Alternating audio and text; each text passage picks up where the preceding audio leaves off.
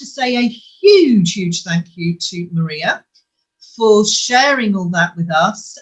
She is awesome. I follow her tips and things on Facebook and LinkedIn, and any of you that want to really take your speaking to the next level, apart from obviously working with me, follow Maria, because some of the stuff, well, all of the stuff she says is absolutely spot on and makes me realise I'm on the right track. And I do know what I'm talking about. Well, that's good. That's good to know. Right then, so we are going to move swiftly on to, she may be the last one, but she certainly isn't the least one. One of our next MBEs, honestly, I do move in great circles. And I do have to say, I think getting an OBE and an MBE is probably more difficult than doing a degree. I somehow think that. So Liz is telling me I still need to write a book. She's still banging on about the book. Gill Donnell is now going to talk to us. She's going to tell her story. And I can't wait, even though I've heard it many times before. So, Gill, over to you. Brilliant. Thanks, Bev. Thanks, everybody. I'm really grateful for you moving me to the end of the day so that I didn't have to worry about the dental treatment I had to rush out for. Now I'm terrified because I have to come at the end after all those most amazing women. What a fabulous day this has been. Yes, I think we agree that we will be telling our stories and sharing some tips for all your lovely listeners and everybody that's going on. So I'm going to do a bit of sharing and see if I can find a presentation that I can press play on. So here we go. Can I apologise in advance to a number of the Swib Tribe members that are on this call? It's great to see you here, but some of you I know will have heard my story. I am going to try and mix it up and cover some of the points that many of the amazing women that have gone before me have done. But picking up on Maria's point about humour, I think that's my attempt in terms of the title. So my journey is from Juliet Bravo to J.K. Rowling via Kilimanjaro, which I really am quite proud of. So there might be some ladies in the room old enough to remember Juliet Bravo. And so that's clearly the original BBC series. And of course, that's J.K. Rowling on the other side. So the reason for that is there, for those of you who don't know me, I spent 30 years as a serving police officer. And I have to tell you that it took me a while to get there. The reason behind it that I normally share is that I had numerous jobs in sales, interestingly. And I was going out a really lovely chap and I got a little bit bored. I do get bored with things. I get bored very easily. I'm a bit of a butterfly, as Bev knows. A nice new shiny bright object. I didn't want to dump this lad, so I thought, I'd heard if you join the police where I live in Dorset, they post you to the other end of the county, and that's a really good excuse to be able to say, I'm sorry, we can't carry on. And that'd be a good way of dumping him nicely, because I'm a nice girl. Unfortunately, it didn't quite work like that. I did get into the police in Dorset, but I didn't get posted to the other end of the county. I stayed where I was living. We got married, and then 2 years later, I broke his heart by going off with the waster, who is the children's father. So there we go. We all learn our lessons, don't we? Yes, so the picture on the left is me aged 5. I haven't always wanted to be a police officer. I hadn't any idea what I wanted to do. I failed my A-levels Misbury at the girls' grammar school in Bournemouth that I went to. But my dad did find this picture of me. My dad ran a pub in the early 60s in Birmingham, and he was a special constable in the police at the time. And that's me in his uniform. Well, obviously not, because he didn't wear a kilt and a knitted jumper, but it's me in his hat and his truncheon with his whistle and his very large oversized shoes. And that the picture on the right-hand side is me, my J.K. Rowling connection, having retired from the police after 30 years service and wanting to know what to do with myself. I wrote a book which is called Celebrate Success, and more of that a little bit later. So I was hugely privileged to work, as I say, for 30 years in the police in Dorset. Thrilled to reach the rank of Chief Superintendent, which I can tell you, ladies, is pretty impressive for a girl in those days. I joined in 1981. Just after the move, the Equality Act meant that female officers began to do the same work as male colleagues. Prior to that, they didn't work nights. They didn't go out on patrol very often. They more or less ran the department to look after young people, elderly people, the vulnerable, and that sort of thing. So they had their own rank structures. So when this was all changed in the late 70s, it caused quite a lot of upset generally across the police force. But by the time I'd joined the police in 1981, was being dealt with quite reasonably then. And actually, as many of us know, the dreadful austerity cuts that we've had over the last few years have cut back the public sector significantly, although Boris is saying that he's introduced a lot more police officers now. When I joined in 1981, it was really unusual because I joined in Bournemouth, a holiday town on the south coast, if you don't know our area. And I was one of 4 women on the squad, which really was unusual. There had been quite a big push to get more women to join the police force. So that was hugely great fun for me. We were talking about confidence earlier, and I speak a lot about confidence. I do workshops on it even. And I've not always been a confident person. I can now quite happily stand on a stage in front of a couple of hundred people and not really think about it, sometimes not even plan it, which is not really a good idea because you can't wing decent stuff like that. But when you are forced into putting on a uniform, not metaphorically putting on a uniform, but actually physically having to put on a uniform and wander around the streets. And in those days, in the early 80s, we used to have to walk alone. I'm going to say walk the streets alone. That doesn't sound terribly clever, Alison. I love that. Yeah, she's laughing. I knew it. There was no double crewing, as we call it. It's police terminology. I'm trying to think of a way to say that and make it obvious. So you used to have to walk by yourself. And I have to tell you, that's a bit scary when you're frightened of the dark. So I think being forced into situations like that helps us build our confidence. I mean, I talk a lot about, stepping outside your comfort zone, stepping into that stretched zone. And, if you've got fear, then have a go at it and practice. And if you put on a uniform and you walk out, and I remember very clearly the very first day I walked out of the police station. So when you joined in those days, you went off to training school for, I think it was 10 weeks. It's a very long time ago now, but I'm fairly sure it was about 10 weeks. And the best part for me, and certainly my generation in where I live in Dorset, all the men still went to a training school. It was called Sharp Mile in the west of Dorset. But the women went to Wales, where it was a mixed training school. So that was really cool because we got to have discos every week, unlike the guys who waited apparently every week for the nurses to tip up from a local hospital. But I don't really want to go into that. But it was great fun. So we did 10 weeks at training school, and then you came back and you joined your station and you joined your squad, and you were giving what was called a tutor constable. So that's a more experienced police officer who would take you out for another 6 weeks.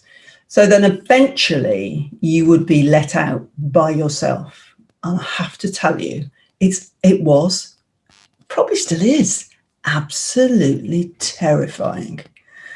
And I remember anybody that knows the Bournemouth area, the old police station, which sadly they've just pulled down, was in Madeira Road. And if you walk from the police station, you walk down to a big area with lots of shops and offices and hotels called the Lansdowne, huge big roundabout, and then walk down into the centre of Bournemouth, down Old Christchurch Road, full of shops.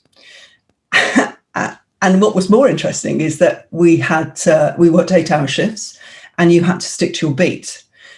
You walked for just under 4 hours, and then you walked back to the station. Then you had your lunch break, if you were lucky, and then you'd walk back out again for another just under 4 hours, and that was your 8 hours. And I tell you what, I learned to walk very, very slowly. because one of the beats were 3 very short roads that's probably less than half a mile. And walking around there for 8 hours a day, my word, you do get good at talking to people.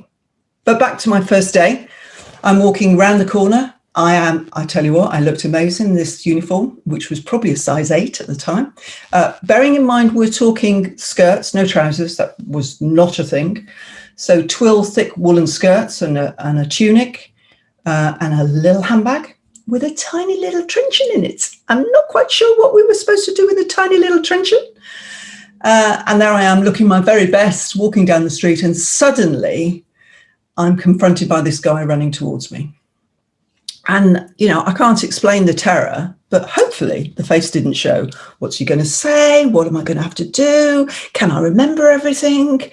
What's it all about? And he's, officer, officer. So in my very best training school voice, yes, sir. How can I help you? Could you tell me where Barclays Bank is? Well, I have to tell you that I was most relieved than I have ever been in my whole life, because I happened to know exactly where Barclays Bank was. I felt quite cool about all of that. So that was the start of my journey on in uniform. And at that time, and still, I believe that everybody had to work for 2 years walking the beat. You couldn't drive a car. You spent your 2 years, you know, on probation, doing all sorts of different things, proving that you were up to it. Different things like on nights. Eventually, when you did get to drive the police car, called Panda cars in those days, going back a bit, I remember being sent to a call into Bournemouth Gardens, and there's a very nice road, lots of very posh shops. You park your car, you go down looking for whatever I'd been sent to look for. And then when I came back, someone had taken the blue light off the top of my car. Now, you might think, what villains you must have in Bournemouth. Oh no, these aren't villains. These are my colleagues. They think this is really funny. Similarly, it's a bit like going to the top of a very tall building. And at those days, when we gave tickets to people on the cars, we had little plastic bags. I just remembered you recording this. Please be careful where you share this, Bev. So it would be quite fun on nights because, you know, I'm going back 35, even more years now. It wasn't quite as busy. Certainly Bournemouth wasn't the nightclub capital of the south as it is now. You'd get a bit bored about 4 o'clock. So you'd fill your little bag of water and then wait for a drunk to walk below and then drop it off the top of the roof on top of them. What else would you do on a night when you're really bored and it's cold? Anyway, there we go. So apart from that, I eventually went to work in CID, and that was, I guess, one of my most favourite stints. I worked my way through CID, again, very unusual. And it wasn't really until many years later, and I'll come to that part in my police career, that I really thought about this. But when I joined the CID department, I was one of only 2 women in that department in one of those busy stations. And I've put on this slide what happened. I turned out to be a first in a number of different roles. And I didn't think about that. I certainly didn't start my career thinking I was going to reach the rank of chief superintendent. I did it, as I told you, because I thought I might escape my boyfriend and not have to be mean to him. I was very mean to him in the end. And everything I did within the police, I did, I think, because my dad had brought me up to believe that if you put your mind to it, you can do most anything. So it never crossed my mind that I couldn't do something. Now, I spent a lot of years later on supporting women who had suffered prejudice and had a really difficult time in the police service. But personally, I didn't find that. And my attitude was always, it's a bit like Maria was talking about, well, you know, it's there, I'm going to have a go. And I think that obviously had an impact. I remember very clearly a particular job whilst I was still in uniform. We had a part of Bournemouth where it was quite common to have flashers. There's a term from the past. There was an area, a garden area that young women used to walk through going to work. And it wasn't uncommon to have men hiding in the bushes and think it would be really funny to jump out and flash their penises at them. So we decided to put on a little mini operation, and the 4 women on our squad all worked on the same shift for a week. And we came to work in plain clothes, and walked through the garden in the hope that somebody would jump out at us. And our colleagues, who were also hiding in bushes, you can imagine how this ends up, could catch them. And the three other women, two blonde, one a brunette, but significantly shorter than I am. I'm 5'10". Well, I was when I was younger. I'm a bit less now, I think. All had great success. Not me, no. The amount of times I walked up and down through that garden hoping that some little pervert would jump out at me, but no. And it took me ages, to work out why. But in hindsight, it's pretty fairly obvious. I'm a tall girl. And those of you, they used to call me Scary Spice later in my career. And if I see you in the street, I'm going to look. It might be because I'm short-sighted, but I'm going to look you straight in the eye because that's the way I am. So I'm walking down, staring around. And of course, nobody's going to jump out at me because I just don't fit the type of profile that these people were keen to intimidate, because I didn't really look like I could be intimidated. So that was a bit of a failure, really. But as I say, I moved into CID and had an amazing career there. I was the first female detective inspector in our force. Now, bear in mind, I'm going back to the late 80s, early 90s. It's very different now, I'm thrilled to say.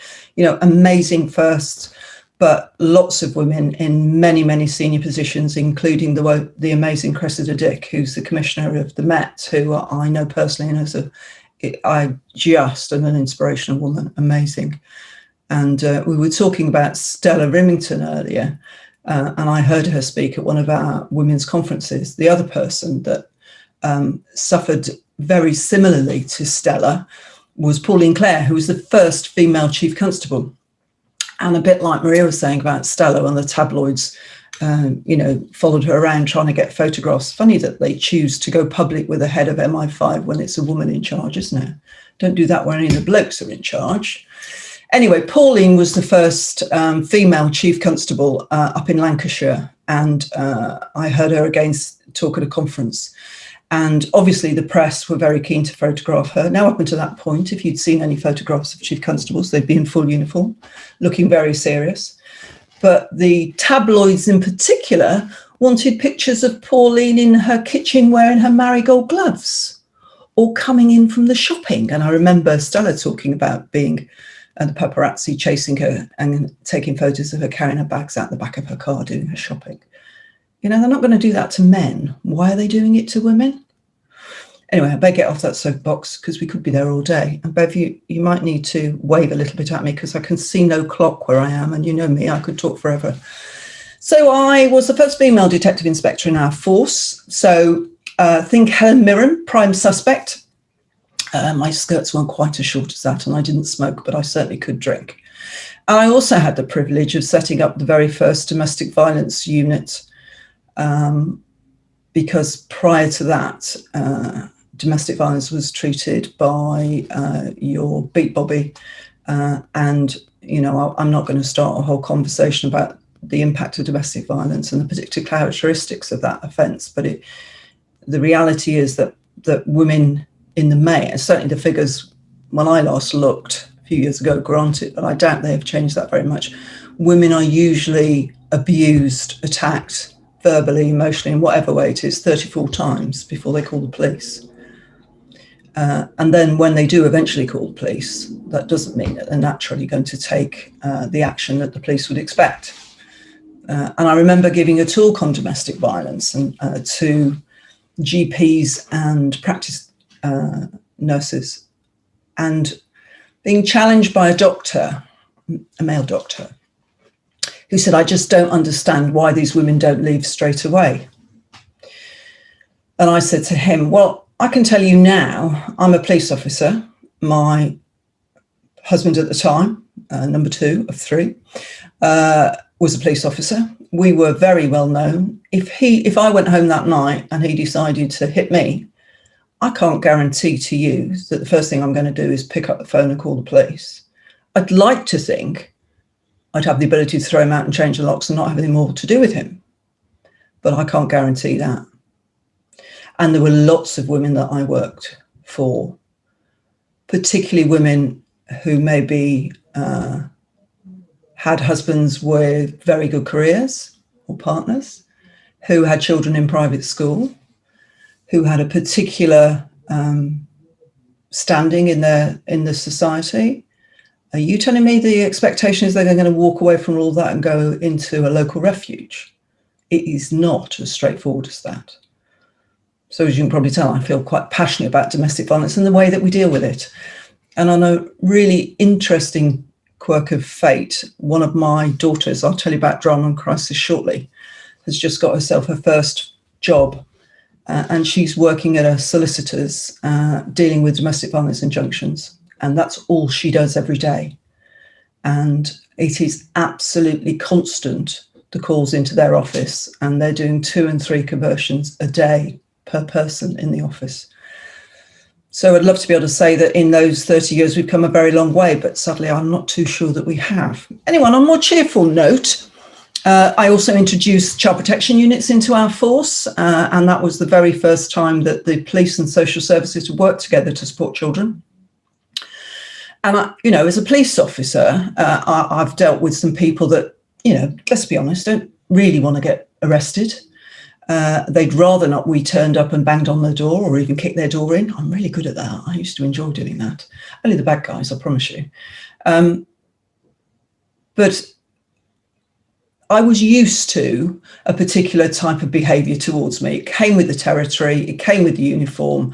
If people, I could save people from all sorts of things. That was great. But, lots of people didn't like us, and that's fine. That's part of the job. And my view, the social services, that they were there to help the families. They were there to help the children. And I've never, ever forgotten the very first time I went to knock on the door of a house with a woman who became a very good friend of mine, and we worked together. We were jointly trained to deal with child abuse cases. And she and I went to knock on a house in a very nice part of town. And I took did the introductions and introduced myself and said, I'm Detective Sergeant. Actually, I couldn't tell you the name. I've had too many names, whatever it was, probably Donald at the time. And this is my friend, Sarah, whatever her name was. And this very nicely spoken woman said to me, you can come in, but she's not crossing the doorstep. And that was my first experience, something that Bev is very well aware of, because we've talked about this, about the antipathy towards social workers who were only there desperately trying to do the best for these children. And I've never forgotten that. So the child protection units, that was really great to get involved in starting all of that. And then at a particular point in my career, when I had reached the rank of superintendent, I believe, there was just 2 of us in the force, female superintendents at the time, and we went off to a conference. And it was the British Association of Women in Policing. So it was about just women in policing. Now, I've been in CID for many years. I'd gone on courses. I was the only girl. You're always a girl in the police. I was the only one. I used to go down the pub. Everybody bought me drinks. I could drink as much as the rest of them. It was fabulous. I loved it. And then suddenly I'm surrounded by all these amazing women at senior level talking about the challenges for women in the police. And when you have those light bulb moments sometimes, it just suddenly dawned on me that I was about to say sailed through my career. To some degree I had, not without a lot of hard work. And I wouldn't call myself lucky, because I think we all deserve and earn our luck.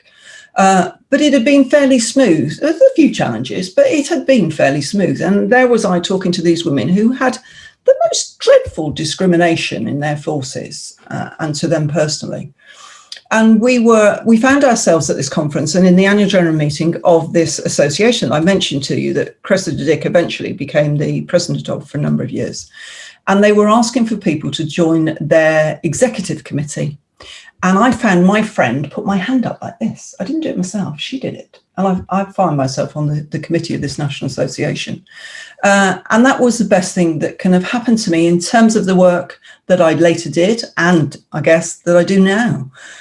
Because being part of that committee and being involved in national work exposed me to what was going on elsewhere, opened my eyes up, and made me realise when I went back to force and said to my boss, do you realise there aren't many women at my level? In fact, if I look down the ranks, there aren't many at any other level. He said, I've been waiting for you to spot that. And this is at a time in the late 90s when actually there was still some funding around the police and the public sector. And he gave me a budget and said, well, go on then, go and sort it out. There was a national initiative being run by that association called the Gender Agenda. And we started a women's network, and we started to do everything we could to encourage more women into senior positions in the police. Because, I was surrounded by talented women. In my division in CID, I'd had 7 women working for me. And I didn't think about the fact that they came to work for me because, clearly, the boss is a woman. Should we go and see what it's like in there?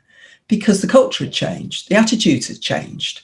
And I worked with some amazing men that were very supportive, very respectful, but they knew that they had to behave around me and the other women, and it became the way we worked. But when I left, they all seemed to leave too. So we began instigating positive action initiatives in the force. And one of them was a women's development program called Springboard. So I introduced that into our force, and I was the program manager. And what that meant was that we ran these courses twice a year. And I went along. I wasn't the trainer, but I got a dose of it every 2 years. And that is how my passion for women's development began and continues today, because after 30 years, in those days, you could retire. And I did in 2011. And whilst I missed, if I'm honest, being called Mom, Bev's very good at doing that occasionally. Alison will do it if I ask her, but most people won't call me Mom anymore. It's very sad. I didn't miss much else, but I missed watching women grow, and I missed watching the positive impact we could have on women, particularly through the use of that Springboard program. So I was very, very thrilled to receive in 2009 an MBE from Her Majesty the Queen for services to women in policing. I've even got a picture. That's the present husband, Mr. Smith, and drama and crisis at the age of 9. Such fun. The only thing I was a little bit disappointed, if I'm allowed to say, I don't think Alison's got her MBE yet, and I'm not sure about OBEs, but certainly a normal MBE, civilian MBE, has a lovely pink bow. So you'll have a nice pink bow, Alison, which will go lovely with your clothes. Unfortunately, that's a services one, so there's no bow on it. It's a bit churlish to say can have a different bow, isn't it, really? So I didn't. I thought you'd like some pictures of drama and crisis as they're growing up. Yes, that's they're the loves of my life, and they are now in London. And as I said, Emily is dealing on a daily basis with domestic violence injunctions, and Holly's about to go and work for the Office of National Statistics, so she's going to be a bit busy. And all good things come to an end. And in I can't see the top of the screen, but I'm sure it says 2011. Somebody nod and tell me it was 2011, wasn't it? Yes, I retired. Actually says 20,011. Does it really? Yeah, well into the futurist there, Jill. Well, there you go. When I was redoing these slides, you'd think I'd spot that. It's probably something when you know what it should say, you think it does. Can't see for the wood for the trees. But it is 2011, some 9 years ago now, in June, that I took the money and did a runner. And why not? And then 2 years later, I married Mr. Smith, and we went to Bali for our honeymoon. I just like that picture because that dress is an almost replication of my mother's wedding dress many, many years ago. So what am I going to do? I retired. The very first day, we went on a cruise for two weeks all around the Arctic Circle and Norway, and had a fabulous time. And then it was a Monday. It was in July. And I didn't have to go to work anymore. And I've been waiting a long time for this, as you do. And I'm being paid to not go to work. And I remember sitting in a coffee shop in Dorchester in the garden in the sunshine, thinking to myself, what the hell do I do now? Who am I? And I know there are some women on this call. We've had this conversation before. When you step away, I like to call it my corporate career. But when you step away from a full-on job like that, and you're called Mom for most of your time, who are you? So I said to Mrs. Smith, what do I do? I've worked full-time the girls' lives, so I thought I'd be a great full-time mum. Apparently I'm not. He's a better cook than I am. So it didn't take very long. I'm sitting, I even got to the point of standing waiting outside at the bus stop, waiting for the school bus to come. apparently that's not a thing you should do because they don't want to talk to mum. So eventually he said, you're going to have to do something because, this isn't going to last. So I wrote a book. He'd written a book. If anybody wants a book on absence management in HR, let me know. It's really good. It's got really good stories running through it. So he said, it's a piece of cake, write a book, publish it yourself. I'll show you how to do it. And bless him, he did. And there it is. So a quick plug for my book on Amazon, Celebrate Success, or How to Be a Successful Working Mum Without the Guilt. I think that's really important. Yes, I think I was successful. Yes, I did work all the girls' lives, apart from 18 weeks maternity leave. And no, I didn't feel guilty. I've missed more sports days, parents' evenings, and other stuff than you can shake a stick at. That's not what they remember. What they remember is being in an IT lesson in the senior school and somebody says in a very loud voice, bloody hell, your mum's all over the internet, isn't she? Because they Googled Jill Donnell. And they're really proud of what I've achieved. And I hate it when I talk to women, and I talk to lots of women and have over the years, who struggle so much when they have children, when they think, and they want to carry on with their career at the pull. So many of them find themselves feeling guilty when they're at work because they're not with their children. And then when they're at home with their children, they're feeling guilty because they're not doing their work. And it's a real challenge. So that book's a personal development model, and it gives some tips. And, that bit about success is really important. As I think Alison said earlier, and I've said it for years, success for some people is getting out the door in the morning. So, my company is called Successful Women. And that doesn't mean you have to be a chief superintendent. That doesn't mean you have to be an MBE. That means that you, in your own eyes, are achieving your full potential. And very last but one chapter in that book is 8 steps on how to achieve your full potential, because I think we all have a duty to do that. And as women, we are role models to the next generation. I am a role model to my girls. They might not do it the same way that I did. They might work part-time. They might do all sorts of different things. But I know that they know I did my very best. And feeling guilty about working, it doesn't serve anybody. And a very quick story. How am I doing for time, Bev? Because as I say, I haven't got much of a clue because we started early. I'm keeping an eye on you, Jill. I'm like, you're fine. Good. So a quick story from the book, true story, drama and crisis. Emily, drama, was not happy. I bought, but when the waster left, went off with my best friend, like they do, I bought a bungalow opposite my parents so that they could help me look after the girls. And they were in their 70s, and that carried on into their 80s. I'm not sure they were hugely thrilled about that, but it worked for us. So my dad would come over to my bungalow at about 8 o'clock, bearing in mind I'm at senior level at this time. So I had the opportunity to be a bit more flexible, and certainly could do a lot of work in the evening when I got back, because I wasn't kicking indoors. I was going to meetings and doing strategy and stuff like that. To be honest, bored the pants off me, but never mind. So my dad would come over just before 8 and he would sit and watch the Teletubbies with the girls, and then he'd take them to school via nannies to pick up some bits and pieces for school, and then he'd pick them up, they'd have tea, and then he'd bring them up to my house, or I'd collect them from theirs at about 6 o'clock, and then I'd take over. The mums in the room will know what that's like when they've been absolute angels all day, and the minute I walk through the door, they'd have the most amazing tantrum.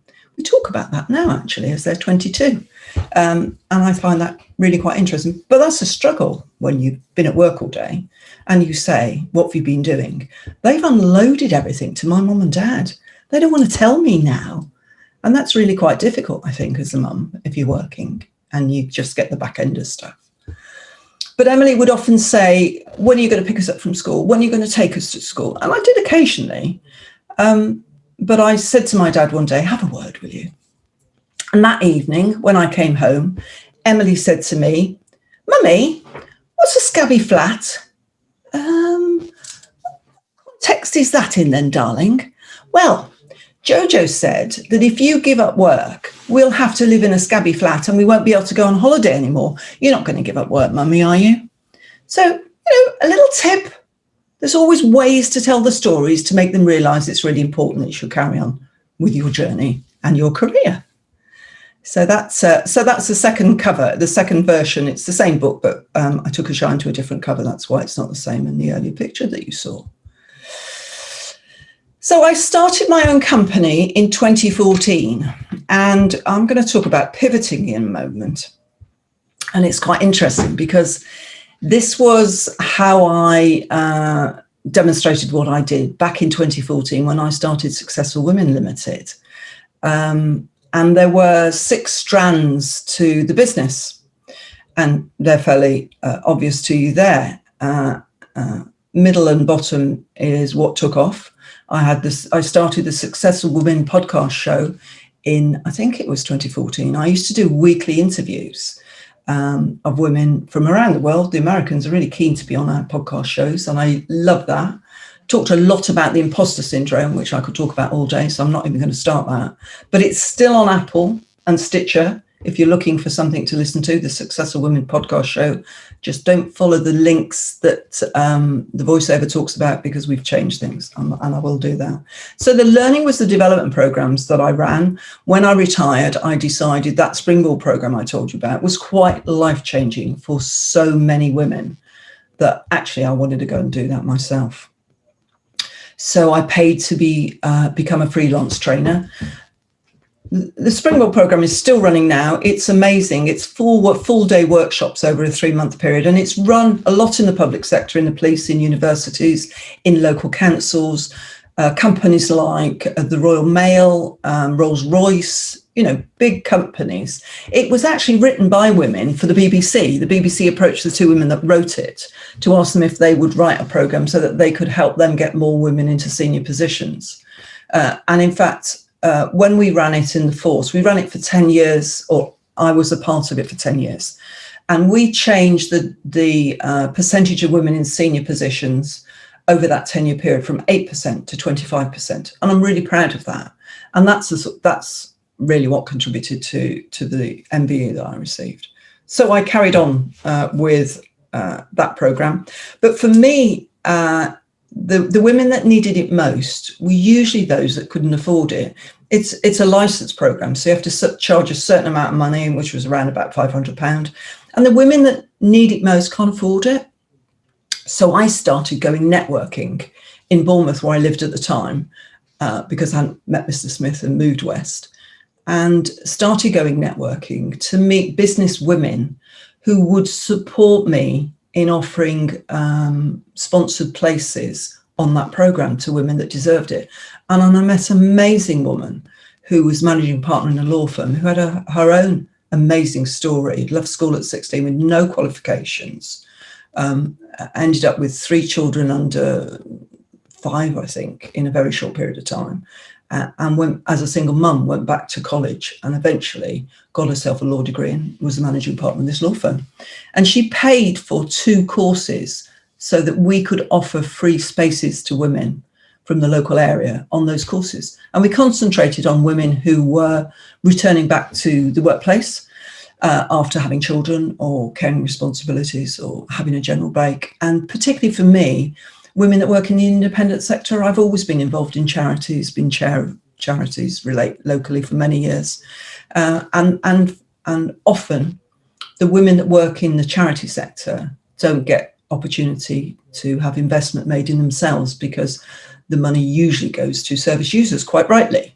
So we put on 2 programs. We had some refugees from the Red Cross that were referred to us, and it was fabulous, and I really enjoyed it. And I did quite a bit and continue to do business coaching because I just like that. That's really cool. The book is the resources. I love writing. I write articles and things like that. And the top right is speaking, because as you can probably tell, I also love the sound of my own voice. So any opportunity, I'll jump on a stage or anywhere else and talk for Britain. And that was lovely too. Nice hairdo. I'm going a bit back that way now. So 2015, I was nominated and won a Venus Award, the Influential Woman Award in Dorset, sponsored by Volkswagen Breeze at the time. They were really supportive.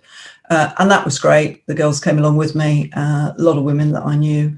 And that opened my eyes to different ways of celebrating success. I'd never done anything like that. I'd won some awards in the police through a lot of the partnership work that I did in the criminal justice arena, which was my command before I retired. But that was just amazing. And, that whole bit about women supporting women, love it. So, don't know what's coming next. Yes. So in 2017, Successful Women in Business was born. And that was born out of the fact that I'd been networking for my business for a number of years. I then started to chair a couple of groups for a woman who had a franchise in women's networking. And then she wanted to close a group. And I said, any chance I could do it myself? And she said, yes. Not sure she thinks that's such a good idea now, but I did. And we went from there. So we launched in Dorchester and Taunton in 2017. At one point, we reached up to 8 groups. But my focus is slightly different, certainly at the time, not so much now, because obviously the world is very much catching up with networking and has done. The personal development side of things is the most important thing to me. So every one of our meetings has a different development session. Now, it becomes a great platform for members those who have the ability to deliver training can do that. And when we were, and obviously until March this year, we were face-to-face networking, and the energy is just amazing. There's a number of the women on the call that are part of the tribe, and it's lovely. It's great, I think, to meet other women in business, do what you can to support them, find out about their businesses, help them grow their businesses, and at the same time, get some professional and personal development alongside. Because again, as women running our businesses, my target ideal client, if you like, are women who tend to be solopreneurs, often working from home, plus professional services, solicitors and accountants and people like that, because we all need those in business. And that gives them that support, because if you're working day in and day out, in the days where we could go out, it can be quite a challenge. It can be quite isolating, and knowing that week you're going to go out and have breakfast and a coffee with a tribe of women that you get on really well with, and they've always got your back, it just worked really, really well. Works really, really well. So 2017, we started. We got to its height to about 8 groups, but I'm quite keen that it's about growth and business growth, and some of the groups that other women had started up for me were quite small, and I think we need to be of a certain size. So that's why we are currently 6 groups. I'm doing that because I can't remember what comes next, but now I do. I love that phrase. I quite like that picture because I do love the Caribbean. And I'm keen on stressing that you are never too old to set another goal or to dream a new dream. And I won't start on goal setting because we're here all day again. But I decided I would do something different for my 60th birthday. In 2015, 2 years prior to that, I was at an evening networking event that I got the train to. I want to stress this, mainly because I've been drinking champagne and not eaten. And that's not really a good look, is it, Alison? You know what that's going to get like. No. And I was in a group of 4 women, and we were talking about big birthdays. And spookily, there was a woman who was 30 in 2017, one who was 40, one who was 50, and one who was 60. What? And I said, why don't we do something amazing for our birthdays? Everybody went, yes, we'd all had a few. And now part of the Springboard programme, I digress for good reason, is a celebration of achievements. And we open every group with the delegates talking about their achievements. And usually when you say that to a group of women, they go, I haven't done anything. And then you find they've done the most of it. They've jumped out of the amount of women I know that have jumped out of aeroplanes and walked along wings and abseiled down buildings. And there were always a few that climbed Kilimanjaro. Never heard of it at the time. Subsequently found out. So at that networking group I'm telling you about, I said, why don't we climb Kilimanjaro? Everybody's drinking champagne. Everybody thought it was a great idea. Guess what? By the time we got to it, I'd signed up, put a post on Facebook, because in those days I spent a lot of time on Facebook, and that's my accountability. I told the world I was going to Kilimanjaro. And because if you do that, you can't back out, can you? and everybody else backed out. And I found myself signed up to a trip to Kilimanjaro in October 2017, or I was going to sing all by myself. It's probably not a good idea. Fortunately, I've got a good friend called Ali, and she said, oh, I'll come with you, because she was 50 that year as well. So that's what we did. 60, that's it. That's that amazing mountain. From the hotel we stayed at before we went there, those are the dates. You know what? Apart from drama and crisis, that's probably the next thing I'm most proud of. It nearly killed me. In hindsight, it probably wasn't such a good idea. I have asthma, you see. I've always been in denial about my asthma. It's not that bad. Didn't half hurt that day. Anyway, I did it. That's me. You can't tell that's me on the left. Trust me, it is. You might be able to tell that's me on the right. If anybody's climbed Kili, there are 3 points, 3 summits, if you like. And I got to the first one. And then the doctor said, do you really want to carry on? And I said, no, I don't. And so as far as I'm concerned, I've climbed Kilimanjaro. I made the first summit, 5,685 meters. That's not bad for an Oldham. And that's a picture top right of, thanks, Bev, that I can't see him. And all of you are clapping because I can't see you. That's a picture on the top right of these porters. I mean, I can't, it's just amazing. I probably should have put in a little video that I've got of them singing, but these guys would run ahead of us up this mountain. And it took us, 5 days to get up and 3 days to get down. But they'd run ahead of us and set up camp, and we'd get there, and then they'd have food ready, they'd be singing, and then in the morning they'd take it all down and they'd run past us and they'd do it all again every day. It was just unbelievable. There's my medal. That's the group of us bottom right who did it with a couple of the guides, and top right is us at the end, all singing and saying how much we appreciate all of the guides. And basically leaving behind every bit of kit that we didn't want again. I was quite happy to do that because I was never going to do that again. But, it wasn't very long before that where they were going up that mountain barefoot or in flip-flops, and they really need the support. So that was just amazing. I'm really proud of myself for doing that. So then what did we do? That's a picture. You might recognize some of the amazing women on that picture who might have been here today.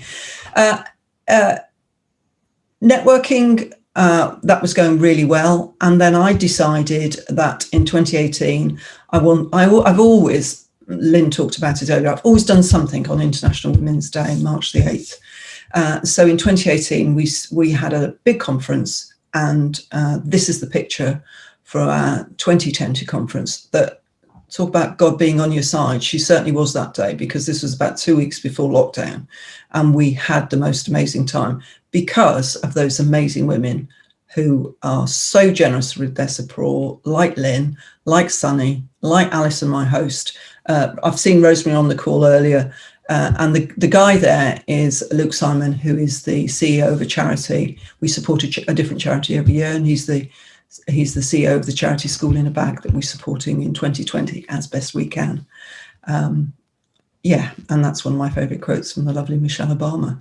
So every year we have a conference, and we have the Successful Women Awards. And we are in the midst of the Successful Women Awards at the moment. So we launched them with the sponsors in that conference that you've just seen the picture of back in March, just before lockdown, and then we got locked down. And I seem to remember somebody said it was only going to be for a few weeks, so I had to make the decision, should we carry on? Yeah, we'll be fine. The award ceremony is June the 5th. It'll all be fine, won't it? So we went ahead with the process where people are nominated or apply, and then I have a team of judges who judge the awards, plus the sponsor. So Bev's the sponsor of the Public Speaking Award, so she gets a vote. But for me, it's really important for these awards to be very transparent, and it's not about who the sponsor might know. We have to have clarity about, it's always going to be subjective awards, but that's really important to me. So we announced our finalists as we planned in May. And there are over 50 finalists. And then I said that we will have our award ceremony come what may, and I would die in a ditch before we had it online. Stop laughing, Alison. That's the only face I can see. And obviously, ladies, I have found my ditch and I'm quite happy to lie on it because the award ceremony is now on December the 9th and it's online, but it'll be fabulous, which is the reason why I need to talk to the lovely Maria, because we're doing it on Zoom. And I love the way that she had a presentation behind her. I need that because I've got presentations to do. So Maria, would you promise to do me a little tutorial on how you do that at some time later? So easy. And I can tell you now in 2 minutes if you want. Oh, go on then. Yeah. So I can have a drink then. You've got 5 minutes. Am I interrupting your talk? Do you want to finish your talk first? Shall I? Probably better to, because if I lose my drift, we'll be there forever. So anyway, the lovely Alison and I hope, I've got fingers and toes here crossed, that we will be together recording with Luke, I hope, somewhere socially distanced on December the 9th, and it will be filmed. It will be live on Zoom, because I went to some awards recently, some online awards. I got all dressed up like we were told to, but I couldn't see anybody. And I want to see all those amazing finalists, because, you know, you deserve to be seen. You deserve your dress. Unfortunately, I can't scroll through, but I can see Anne. She's a finalist in the Public Speaking Award. I know there are some others on the call. I want to be able to see you celebrating. Not everybody can win, obviously, but you're all winners in our eyes. You're all amazing. And that's what we're going to be doing on December the 9th. Could I just do a quick plug for that award ceremony? It is free to come along as a guest. Please come. But because our award ceremony, normally we have about 250 people. I get to be on stage going ta-da in my new dress. The sponsors come up and hand the trophies, and we have a fabulous raffle. We can't do that this year. I know there are ways of doing that, but to be frank, with all the things I'm managing, it's a bit of a challenge. So we've decided to sell 40 VIP tickets at just £25 each. And the VIPs will get a goodie box. They will get, if they buy their ticket before the 15th of November, they will get a mention in our beautiful magazine, which I'm going to talk to about next. And they'll also get a shout out on the night. So if there's anybody on the call that would like to spend £25, because £10 of that is going to School in the Bag. And actually, there are a number of finalists who have bought VIP tickets. So I am going to have the opportunity to raise, at least, if I sell them all, £400, if not more, for School in the Bag. And it's a wonderful, wonderful charity. So please do think. Say again, Over? 3 minutes, Jill. Yeah, thank you. Right. Yes. So I'll put the link in the chat later. Yes. So these are our awards. This is last year. As I say, we all get dressed up. We have an award ceremony. There are lovely trophies. And I'm going to move on because it makes me cry, because we can't do it like that. We also produce the Successful Women Business magazine. And another of my bucket lists was to be on the front of a magazine. Well, what's the best way of doing that? Print it yourself and put yourself on the front. So that's the first edition on the right. Sammy in the middle was one of our members with her lovely dog Coco. Her dog's called Coco too. And that's Dawn, one of our sponsors of the High Business Growth Award. Dawn runs the business toolkit. So our magazine is due out. Well, it's out for the award ceremony. Every goodie box will have a copy of the magazine. So if anybody wants to put an advert in the magazine, I've still got a bit of space left, please also. So what we're going to do now, a bit of a pivot. This is going to be news to some of my members. Sorry about that, but you know me. Let's tell everybody now. This is a great opportunity. And I didn't realise that Lynn has also started a club, and I love the word club. So we are going to start in January the Successful Women Membership Club. It's probably going to be Members Club, actually. I've tweaked that slightly. We're still networking, but the personal development and my passion is around personal development and training. So I've secured place on a really fabulous training platform, and we're going to have a club which is separate to the networking, and that will offer training, monthly courses, resources, masterclasses, 2 live calls, and it's a special offer starting January to March, just £47 a month. And I just thought that was a good opportunity to have a bit of a plug. So thank you, Bev. I've done that. And there we go. How about that? Am I in time? Stop sharing. Yes, well done. So Jacqueline Adusi, you had a question, I believe. I don't know where she's. There she is, Jacqueline. Do you want to unmute yourself? can tell, can't you? I'm looking for people. Jacqueline, unmute yourself and ask Jill your question. Hello. Hello, Jacqueline. Nice to meet you. Hello, everybody. It's been really, really, really great today. I've really enjoyed myself. So thank you, all speakers. But my question was, particularly to Jill, you talked about being the only female in your rank and, you know, being up against, you know, lots of guys. I sort of resonated with that, being a black CEO and being one of the few within my sector. And I just wanted to know, you know, what did you do to sort of try and keep in, or, you know, try and sort of speak their language and be part of the gang, so to speak? Yeah, good question, Jacqueline. I think certainly the industry that I was in, I felt there was a real issue. Authenticity is important to me. And I'd seen a number of women who felt that they had to act like one of the guys, act like the boys to be accepted. And they were given the impression that's what you should do. I don't agree with that. I think we honour who we are. Women as leaders have the most amazing strength in terms of authenticity and compassion. You know, I ran a command at the end of my career, and I would be sent difficult people for me to support, because most of the male leaders were absolutely rubbish at giving any sort of constructive feedback, and they weren't terribly good at supporting women, supporting people who need to grow. So these weren't women necessarily that were sent to me, these were men too. So I think from a transformational leadership perspective, we've got the most amazing skills, and that we should be proud about those. And that actually it's just about continually reinforcing, being a pain in the arse when you need to. Yes, I am quite happy to use, I have to be careful about this because people can get the wrong impression. I like people opening the door for me. I like good manners, and I like that sort of stuff. And I can be very charming, believe it or not. And that can help.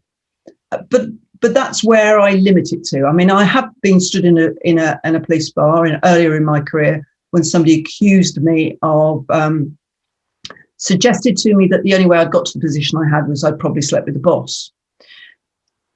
I mean, he got his comeuppance because he said it within hearing of half a dozen of the blokes that work for me, and they weren't having any of that from their governor being treated like that. And because of my leadership style, the men around me were hugely supportive of me. I've always had good male bosses, and they're the ones that put me where I was because they believed in me and they told me I was good at what I did. And and my family have always just believed in me. And I think that is absolutely amazing. We have to support people. We have to support other women, and we have to tell people how good they are. We also have to give them constructive feedback when they're not doing things necessarily in the right way. But if we tell each other as sisters how amazing we are, and we keep doing it, in the end, you've got to believe it. And that's what happens. There is no doubt. That's why I succeeded in my career, because a particular boss I had would tell me that I'd done something well. And a good example, further on in my career, I remember having a conversation with a completely different boss and saying, I haven't heard from you for weeks. Have I done something wrong? You know what we're like as women. We think immediately, he's not spoken to me. I must have done something wrong. He said, no, you're the expert. I don't need to talk to you. When I need you, I'll tell you. Oh, right. Yeah, of course. So there was an element of needing that affirmation, which blokes tend not to, because they always think they're great at what they do anyway. So they don't need anybody to tell them they are, because they're always amazing. So it's just finding that, level, if you like.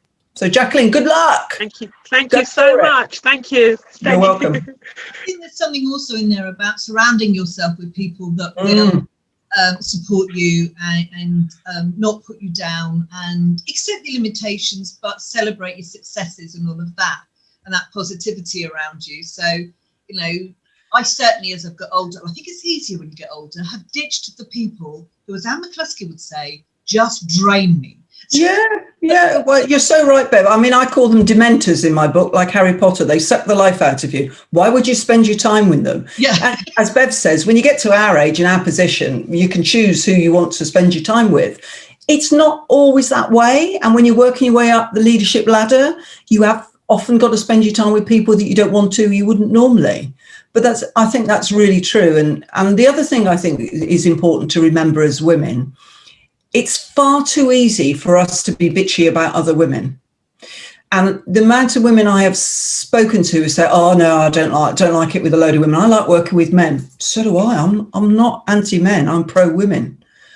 But we need to support each other and not knock each other down, because there's plenty of other people out there that'll do that for us. So that's why we say in my network all the time that successful women are successful because they've got an amazing tribe of women who have their back, and we have each other's back. Yeah, I've got goosebumps now. Yeah, that's so true. Now I have a question from Anne. Anne, do you want to? Anne McCluskey.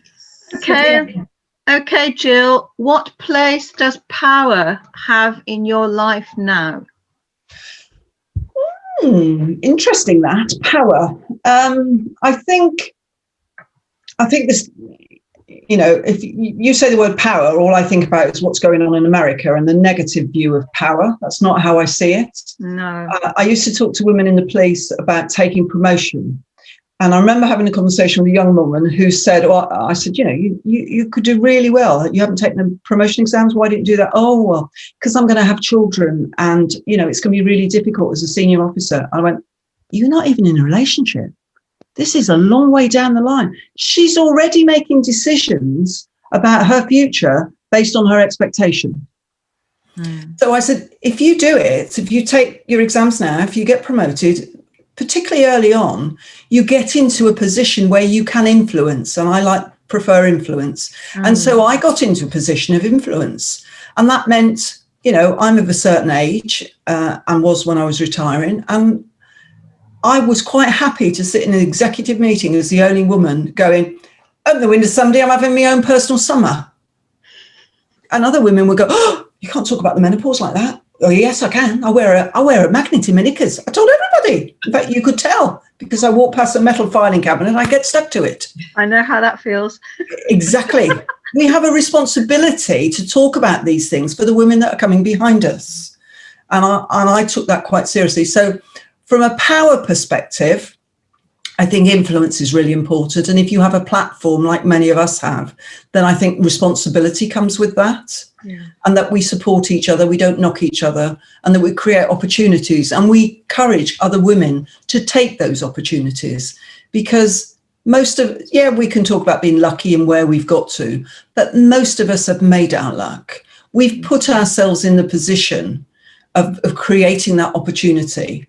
And therefore something has come along and somebody has said, and Bev knows me really well, and we've all been together at our conference, and let's do this event, and that's brilliant. Oh, by the way, that's a really good opportunity for me to promote this.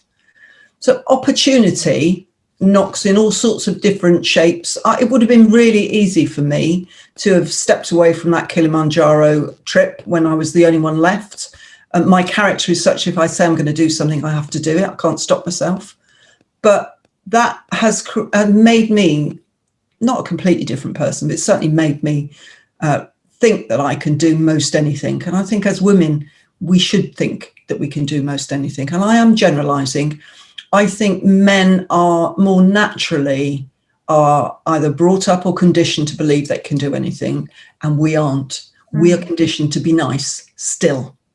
Women should be nice. Women shouldn't be, I talk about assertiveness a lot. And the amount of times people have called me aggressive. Now, trust me, I can be aggressive. But if I am talking calmly and I'm making eye contact and I'm making my point and sharing with you what I'm seeking and listening to you, that's not aggressive. That's assertive. But a lot of men think it's aggressive because they don't like it. Lovely. That's it, box too. Pull you all in there because I'm looking at the time. And I love that idea. We should all be nice. Some people don't think I'm nice, but I am nice, really. So that is the that is the end of the Zoom part of the day, and I want to thank you all for being with us, but you're not allowed to run away because I'm now going to move my speakers, honestly, the balls I've had in the air today and some helping me with those balls, to StreamYard so that you can see the whole panel together, and this will now be played live on Facebook or YouTube, your choice. So if you go back to the messagemaestro.com and that welcome page, Just click on those links and they'll take you to whether you want to listen on Facebook Live or YouTube Live. The speakers need to click the link I sent them on their itinerary. Their itinerary is down to the last minute. Oh gosh. That will give you the StreamYard link. Anybody that doesn't have it, shout and I will make sure you get it again. And then I will allow you into the broadcast. Okay, I will, let me give you the link then for StreamYard, you lovely ladies. Yes, please. 1 second. And this one is going to be a little bit of a test because I've not really used it before. So that's there for the speakers. Nobody else, just the speakers. The rest of you go to themessagemaestro.com, the welcome page, and you'll see 2 buttons. One either to Facebook or YouTube, and they will be there. And when it comes live, you'll be there listening. Is everybody happy? Yeah. Yes, Lynn. Lynn, not happy. You have to unmute, Lynn. Do you want to unmute, Lynn? I can't hear you. Yeah, I am. Sorry.